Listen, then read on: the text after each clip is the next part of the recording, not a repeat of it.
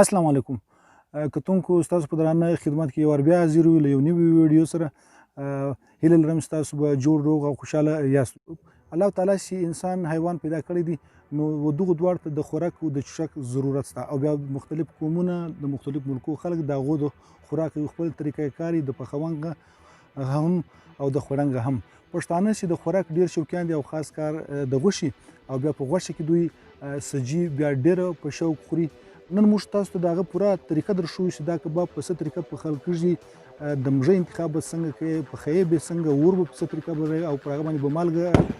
څه طریقه لګوي. دا ګر پروسس به موږ اوس ګورو. که چیرې تاسو ته دا ویډیو خوند درکړله نو بیا ضرور سبسکرایب کاستئ او دا ویډیو تر اخره پورې له کبابه سره سره به دلته نوشان او له هغه سره سره سرې کړګي هم موږ تاسو ته درښو. نو زه به د کباب وخواته په سجي کې تر ګودو له مخه د ښه مږې انتخاب دی چې هغه د ډېر غټ عمر نه وي او برابر وي او بیا چې کوم چې ته مږ وکې راولې بیا لالې هغه به صفا کړې، هغه به ډېر پوه سړی وي چې په هغه باندې پوهېږي څنګه به کاټوو، په څه طریقه به حلالېږي او کوم چې مې ته حلال کړي بیا چې پر کومو ځایو باندې وینه وي هغه صفا کېدل ضروري دي.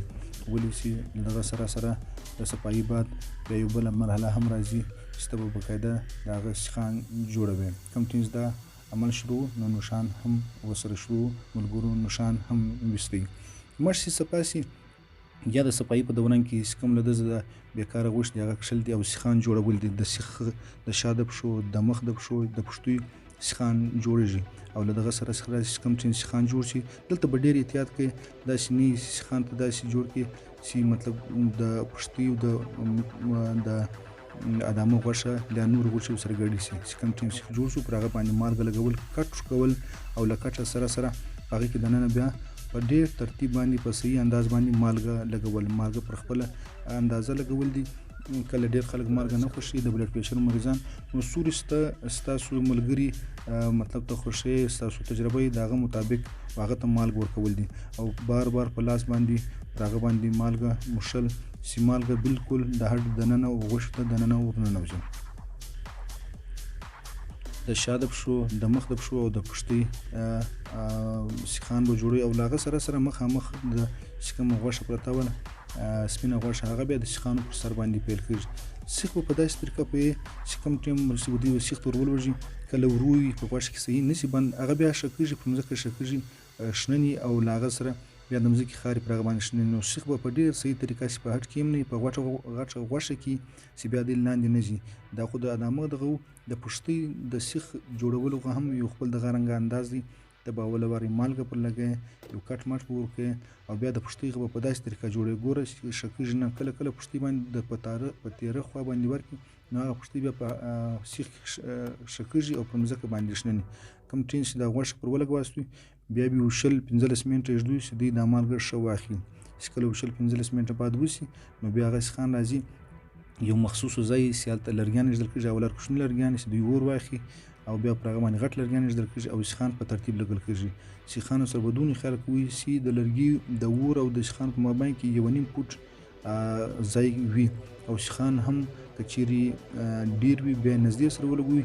یا لرګي د سر کم وي نو دا د پکنیک کار دی. نو موږ ته د لرګي هم لږ کمي وه نو موږ سیخان ګوره ډېر نږدې سره لګولي دي او له اور زما کم از کم 1 فوټ لرې کړي دي. له دغه سره سره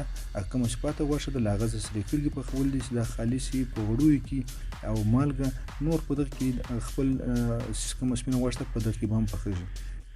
کله چې اور ورکړل شي بیا د هغه بعد چې لاندې لرګي اور واخلي بیا به غټ غټ لرګي پر هغو باندې ایږداستوي چې د هغه انګار یا سکاره جوړ شي. نو کباب زیاتره په سکرو باندې پخېږي.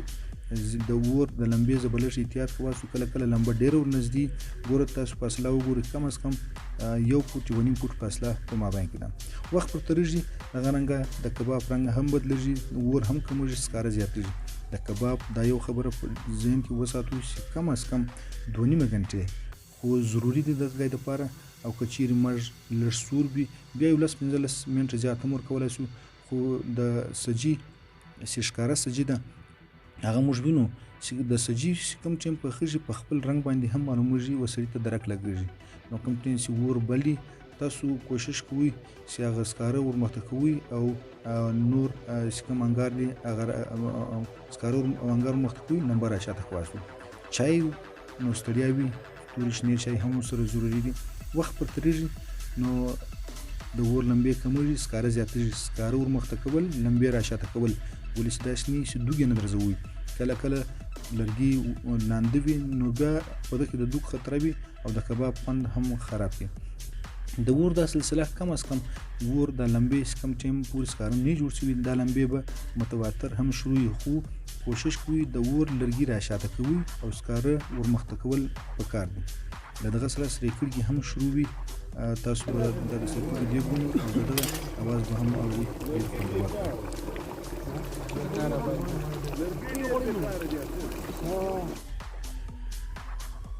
دا هم ډېر ساده دی خالي چې پر اور باندې او په خپل مو په غوړي کې پخېږي اوس اور سوکه ختم کېږي او انګار پاته کېږي بس اوس انګار را مخته کول دي او تاسو ګورئ د سجي رنګ هم بدلېږي او پر سر چې کومه سپینه غوښه موږ وکړو هغه به تاسو خامخا ورکوئ ولې چې دا پر ده باندې د مو سسږي نو بیا د ده خوند هم شکېږي او پستوالی هم ډېر کوي دا سپینه غوښه د لم غوښه ډېره پکې ضروري ده د ده پر سر باندې ایږدل یو داسې ځل کېږي نه خوږ هم وي او پستوالی هم کوي دا ټایم تاسو ګوراستئ د دغه کباب دا ټایم 2 غنټې سوي دي صرف کې صرف انګار شاوخوا ته پروت دی او د اور چې کوم لرګي دي هغه مړه هم دي او شاته هم دي دا ټایم د کباب رنګ بالکل د پخېدو پر سټ روان دي خو بیا هم یو څه تاسو کې وینئ لاندې یو څه اوبه بیا هم شروع چې کومه ده له هغه غوښې تویږي نو لږ وخت لا نور هم غواړي د سکرو باندې به نیمه غنټه قدر خاص د سکارو انګار تر د لاندې ږدوئ چې دی ښه پخوالی وکړي دلته اوس تاسو ګوراستئ چې غوښه له هډزه هم بیلېږي او رنګ یې هم ډېر د سوروالي او د ژړوالي اوقات استي خو اوس هم د دغه دپاره یو 15-20 منټه نور مزید هم پکار دي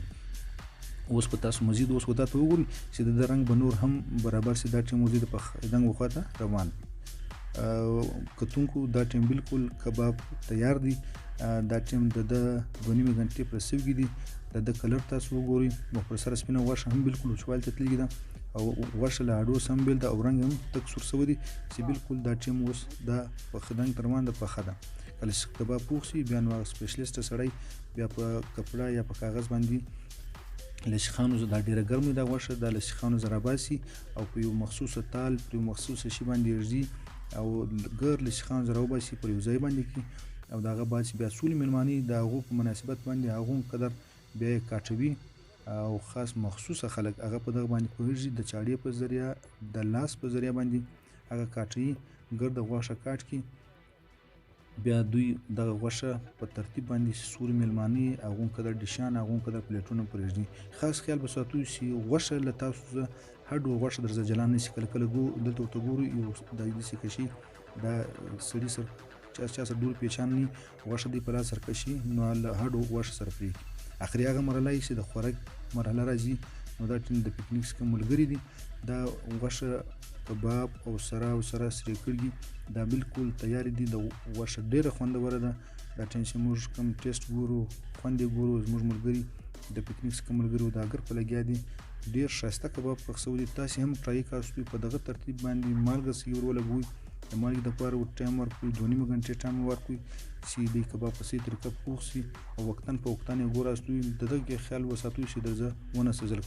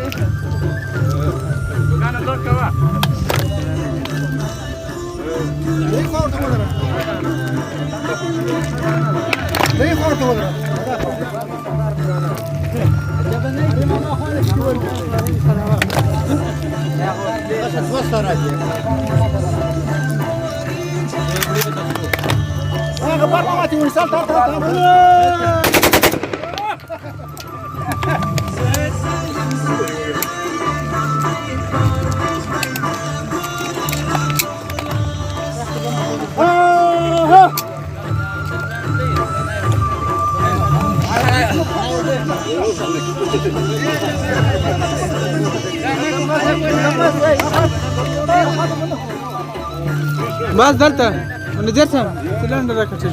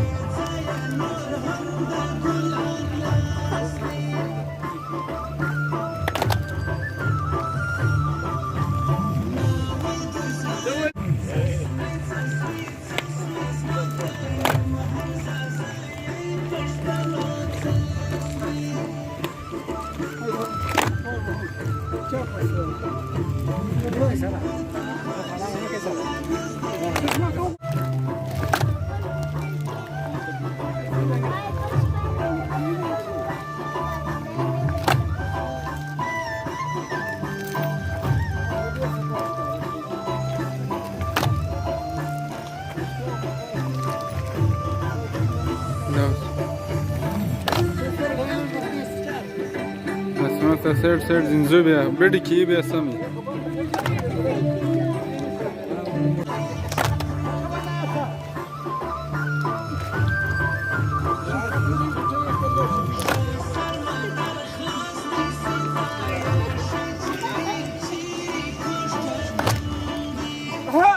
نره نره یا سب پکې ځان کې